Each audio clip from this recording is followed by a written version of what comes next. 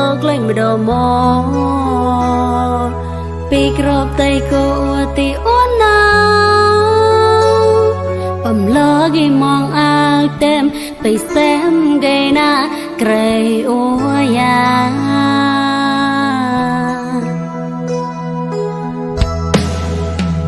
một từ chỉ mong kề ôn nấu chào có gì ra cho ru quê không lo kỳ ba đi vào tay ôm man na tràn mong về hu sa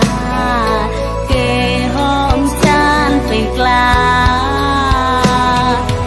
em đi pre cô tay thôi say ca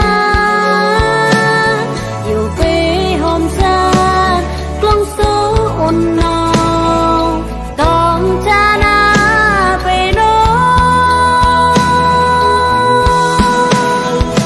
ngồi lót ngót về hôm chan một u mang cô mong tàu ya mang mong về hôm chan buồn thôi cơ biết ta ý dài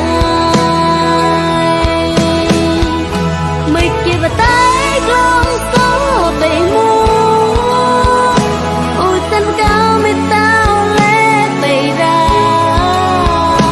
dù bị sáng hoa đa hoài u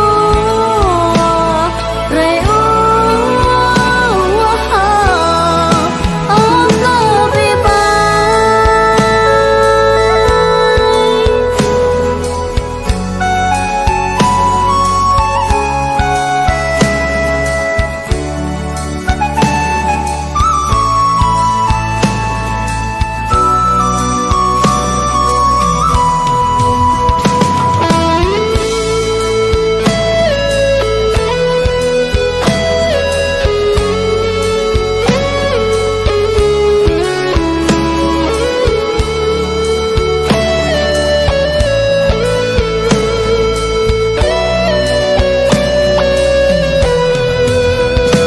một từ chỉ mong kề ôn nấu chào có gì ra